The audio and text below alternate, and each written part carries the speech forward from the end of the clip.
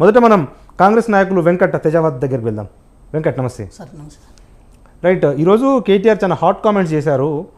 నిజంగా కాంగ్రెస్ పార్టీకి చిత్తశుద్ధి ఉంటే ఏకంగా పీసీసీ చీఫ్ ముఖ్యమంత్రి రేవంత్ రెడ్డి మగాడైతే హామీలను అమలు చేసి చూపించాలి అని చెప్పి మీకు సవాల్ విసిరారు భువనగిరి పార్లమెంట్ సమావేశంలో. ఏంటి మరి ఎందుకు హామీలు అమలు చేయట్లేదు కాంగ్రెస్? సార్ ముందుగా మీకు దాంతోపాటు ప్యానెల్లో ఉన్న శ్రవణ్ గారికి నమస్కారం.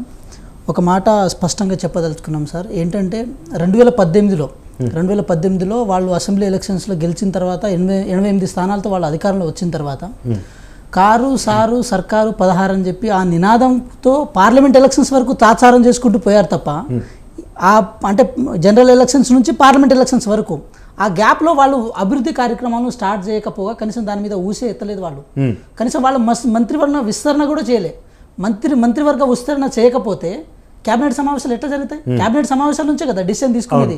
అంటే క్యాబినెట్ సమావేశాలు జరపకుండా మంత్రివర్గ విస్తరణ చేయకుండా పార్లమెంట్ ఎలక్షన్స్ వరకు మీరేదో ఇక్కడ నుంచి పొడిచి దేశంలో పోయి ప్రధాన ఆస్కారం ఉన్నట్టు బిల్డప్లు కొట్టుకొని ఎచ్చులు చేసుకొని ఇంత తతంగం చేశారు కదా 2018-19లో.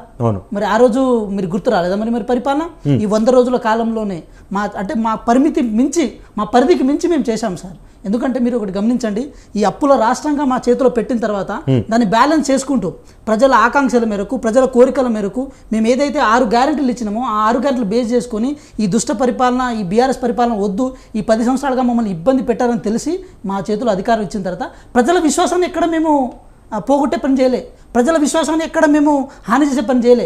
ఇప్పటికీ ప్రజలు మమ్మల్ని నమ్ముతున్నారు. మహిళలు కానీ విద్యార్థులు కానీ నిరుద్యోగులు కానీ వాళ్ళ పనులు వాళ్ళు బిజీగా ఉన్నారు. కానీ వీళ్ళు ఎవరైతే ఉన్నారో 10 సంవత్సరాల అధికారం కోల్పోయిన తర్వాత పని లేక పాట లేక సభలు సమావేశాలు సమీక్షలు అని చెప్పి వాళ్ళ లోపానికి వాళ్ళ ఓటమికి కారణాలు వెతుక్కోకుండా కాంగ్రెస్ పార్టీ మీద బట్టకాల్చి మీదేసే ప్రయత్నం చేస్తున్నారు. ఈ సన్నాసులకు మేము అంటే ఈ మాట ఎందుకు వాడాల్సి వస్తుందంటే మీరు ఒక ప్రతిపక్షంగా మీకు హక్కు ఉంది, మీరు ప్రశ్నించండి, ఒక పద్ధతి వేలో ప్రశ్నించండి.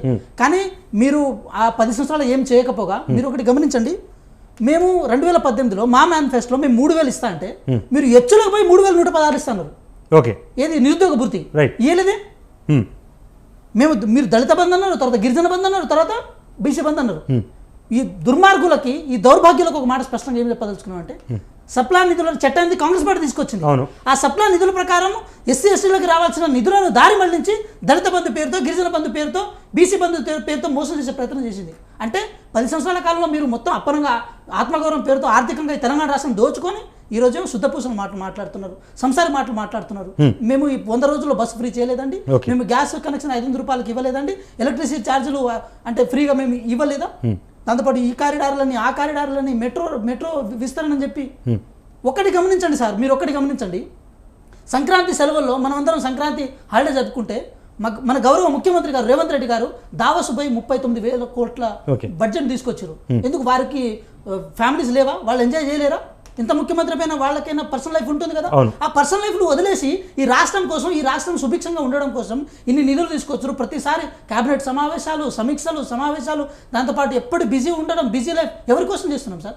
తెలంగాణ రాష్ట్ర ప్రజల సంక్షేమం కోసమే కదా. ఇవంతా మీ కళ్ళకు కనపడతలేదా? ఇవన్నీ అంటే కళ్ళకు గొంతలేసుకొని కూర్చున్నారా సార్? ఒకటే విషయం, రాజకీయాలు ఎన్నికల వరకు మాట్లాడదాం సార్, తప్పులేదు. కానీ ప్రతిదాన్ని రాజకీయం చేసుకుంటూ కూర్చుంటామంటే జనాలు ఏం పిచ్చోడు కాదు సార్, జనాలు చాలా చైతన్యవంతులు. ఈ తెలంగాణ రాష్ట్రం ఇంకా చైతన్యవంత రాష్ట్రం కాబట్టి 10 సంవత్సరాలు గడిలో ఉన్న మిమ్మల్ని గడికే పరిమితం చేసే ప్రయత్నం తెలంగాణ ప్రజలు చేశారు. కాబట్టి ఒకటే, మేము ఏం చేశామనేది మేము ప్రజల్లో తెలుసుకుంటాం. ప్రజల్లోనే ఇదే మా డెవలప్మెంట్. ఈ 100 రోజుల కాలంలో మేము ఏం చేశామనేది ఇదే మాకు రిఫరెండం సార్. ఈ రిఫరెండంతోనే మేము ఎన్నికల్లోకి వెళ్తాం. 14 సార్లు గెలుచుకున్న తర్వాత ఇప్పటి వరకు అయితే మీరు ఫామ్ హౌస్లో ఉన్నారు కదా, తర్వాత ఇంకా ఎంత లోతుకు పోతారనేది తెలంగాణ ప్రజలు నిర్ణయిస్తారు సార్. రైట్. అంటే వెంకట్, ప్రధానంగా బీఆర్ఎస్ కానీ బీజేపీ కానీ రేజ్ చేసేది ఏంటంటే రైతు రుణమాఫీకి సంబంధించి క్లారిటీ ఇవ్వలేదు, కౌలు రైతులకు సంబంధించి కూడా రైతు బంధు ఇవ్వలేదు. ఈ 2 అంశాల మీద ఎప్పుడు క్లారిటీ ఇస్తారనేది పదే మీపై వస్తున్న ప్రశ్నలు. సార్ ఒక విషయం ఏంటంటే గౌరవ ముఖ్యమంత్రి గారు ఒక మాట స్పష్టంగా చెప్పారు సార్. ఏం చెప్పారంటే బ్యాంకులకి రైతులకి మధ్య ఒక సమన్వయం లేదు.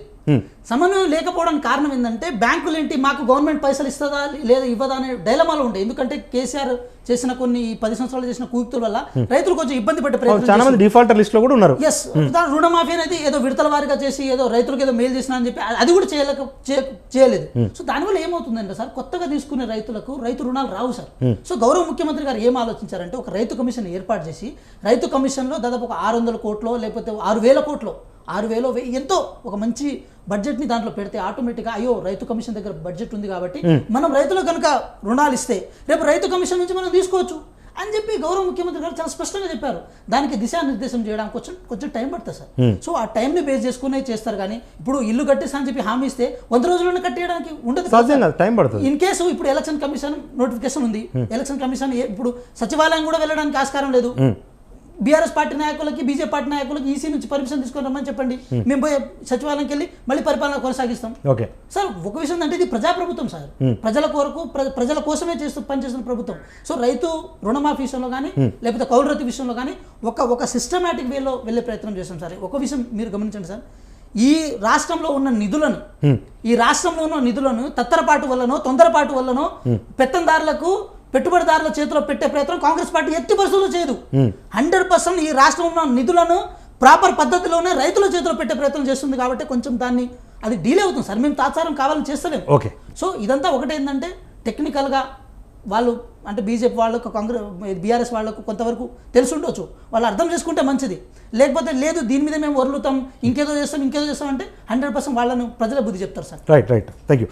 మనతో పాటు బీజేపీ సీనియర్ నాయకులు వరపల్లి శ్రవణ్ గారు ఉన్నారు. శ్రవణ్ గారు నమస్తే.